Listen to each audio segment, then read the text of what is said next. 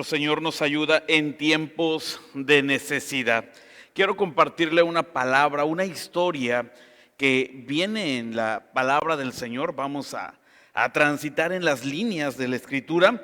Y esta historia me gustó mucho porque narra unos personajes que en su desesperanza van platicando y discutiendo el acontecimiento, pero el Señor Jesús se les empareja en el camino y empieza a platicar con ellos.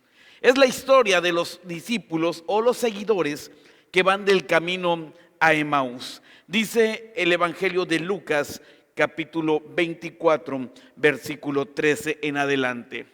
He aquí dos de ellos, hablando de los discípulos y seguidores, el mismo día a una aldea llamada Emaús, que estaba a 60 estadios, e iban hablando entre sí todas aquellas cosas que habían acontecido. Y sucedió que mientras hablaban y discutían entre sí, Jesús mismo se acercó y caminaba con ellos, mas los ojos de ellos estaban velados para que no le conociesen. 60 estadios. Otra versión nos dice de la siguiente manera, hablando de los 60 estadios, dice unos 11 kilómetros. Yo no sé cuánto tiempo, pero yo estuve checando en el mapa de Google y estuve viendo que el tiempo recorrido en caminando 11 kilómetros nos lleva un aproximado de 3 horas y media. 3 horas y media el recorrido de 11 kilómetros. Así que 3 horas y media platicando con el Señor Jesús a 60 estadios, dos seguidores que probablemente vienen de la fiesta de la Pascua de Jerusalén, ahora van de camino a Emaús, y bueno, pues van platicando un paso normal, discutiendo, y el Señor Jesús llega y platica con ellos. Imagínense, 3 horas y media, o póngale 4 horas de ir conversando con el Señor Jesús.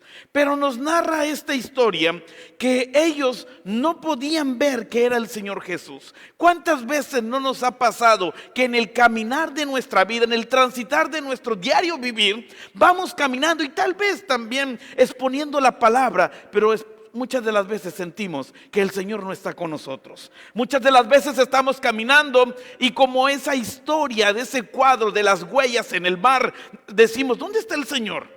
Porque solamente un par de huellas, ¿dónde está el Señor?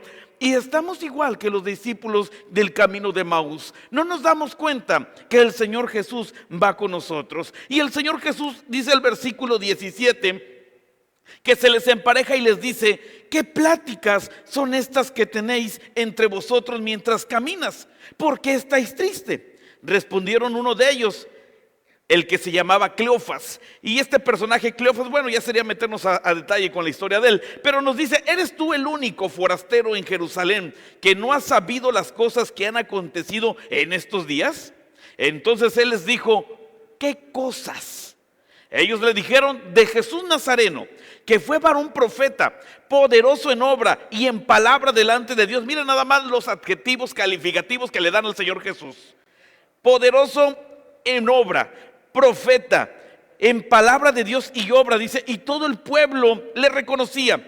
Dice, y cómo le entregaron los principales sacerdotes y nuestros gobernantes a sentencia de muerte y le crucificaron. Sabían todo, como muchos de nosotros sabemos todo.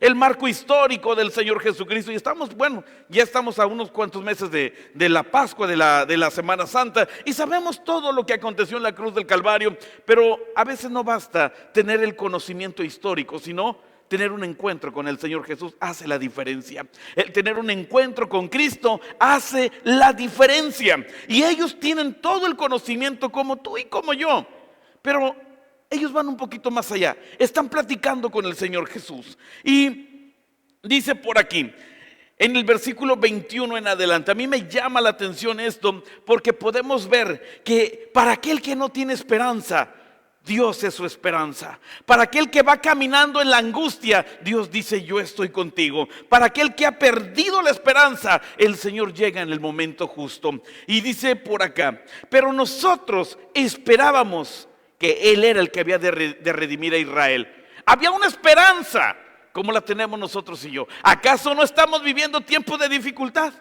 Que nuestra esperanza está puesta en Dios.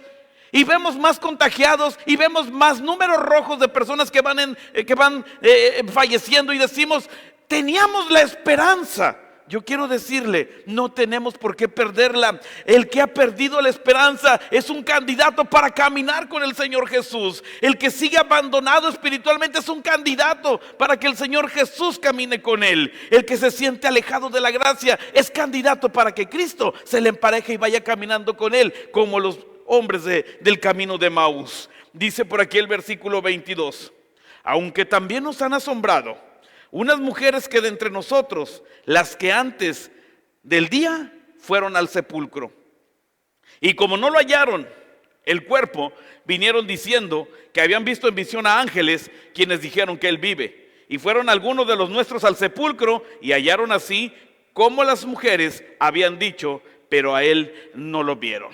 ¿Qué nos enseña esto? Que hay testimonio, evidencia de que el Señor sigue obrando en estos tiempos. Hay testimonio de que el Cristo resucitado sigue haciendo milagros sorprendentes en estos tiempos. El Señor no tiene vigencia, sigue tan actualizado en estos tiempos. Por eso su palabra dice que Él es el mismo de ayer, el mismo de hoy y el mismo del mañana, mi amada familia. Y estos hombres dicen: hemos escuchado un testimonio. Hemos escuchado que unas mujeres dicen. ¿Acaso no hemos escuchado hermanos, hermanas que dicen: yo tenía COVID, yo tenía esta enfermedad, Cristo me sanó, yo esperaba un milagro, Dios lo hizo? ¿Sabes por qué? Porque testimonio hay de que el Cristo resucitado sigue caminando con aquel que no tiene esperanza. Estos hombres dicen: nosotros esperábamos que Él fuera. ¿Qué están diciendo? Hemos perdido la esperanza. En Jesús habíamos puesto nuestra esperanza, pero dice aquí: hoy es el tercer día y no ha pasado nada. Yo quiero decirle, para el Señor Jesús no se le pasa ni un minuto, no se le pasa ni un segundo. Él llega justo a tiempo.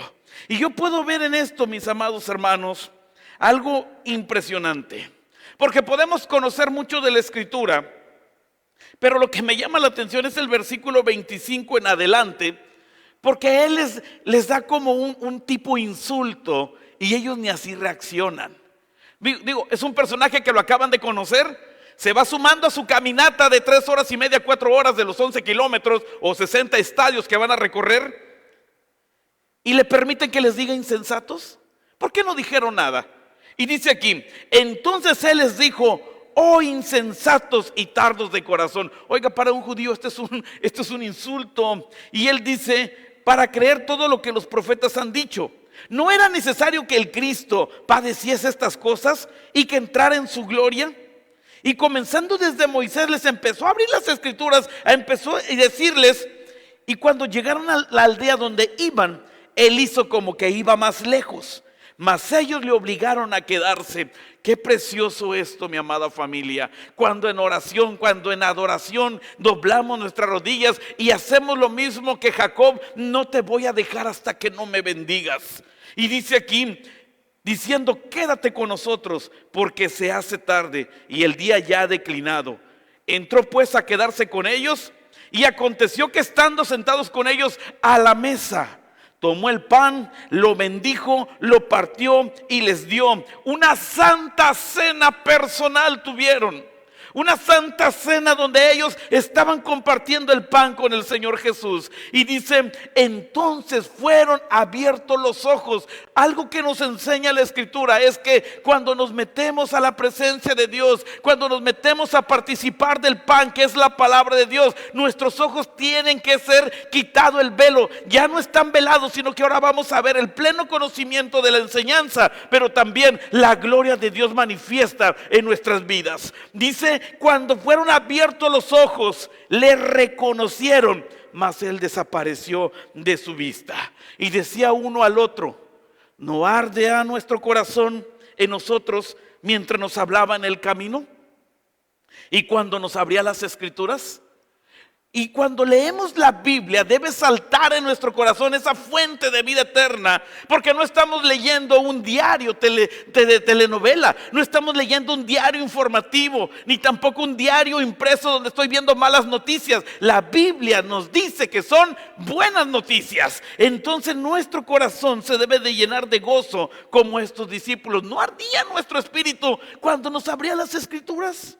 Y algo que yo puedo ver en esto, mi amada familia, para concluir este tiempo y empezar a orar, porque yo quiero compartirle esto para que usted se anime a creerle a Dios por un milagro. Y yo que veo en esto es que quizás has esperado mucho tiempo para recibir un milagro de Dios, pero está más cerca de lo que te imaginas, porque estos personajes están caminando 11 kilómetros, 60 estadios, más o menos un tiempo aproximado de 3 horas y media, 4 horas caminando con el Señor Jesús. Pero lo que nos dice a continuación, a mí llama mi atención. Dice el versículo 33 en otra versión, la Nueva Traducción Viviente, y dice: en menos de una hora estaban de regreso a Jerusalén. ¡Wow! Esto quiere decir que corrieron para traer las buenas nuevas. En menos de una hora estaban de regreso a Jerusalén y allí encontraron a los 11 discípulos y a los otros que se habían reunido con ellos. En menos de una hora. Yo quiero decirle, mi amada familia, estamos en un tiempo donde vamos a orar. Quiero decirle, quizás has orado mucho tiempo por tu milagro, quizás has intercedido mucho tiempo por la familia. En menos de una hora, familia, quizás has visto que no pasa nada, pero estamos delante del que muda los tiempos, del que dice que para él un día son 1000 años y 1000 años es un día. Estamos delante de él. El que dijo que un día son como 1000 años es el que puede hacer el milagro el día de hoy. El que te dice: cree, porque al que cree todo le es posible. El que da vida a los muertos y llama las cosas que no son como si fuesen, es el que va caminando contigo en este día. En menos de una hora podemos regresar, mi familia, gozosos y contentos por el encuentro con el Señor Jesucristo. Los 60 estadios, los 60 kilómetros que les llevó caminar quizás 4 horas, ahora hicieron el recorrido en una hora. Porque en Cristo los milagros no tardan.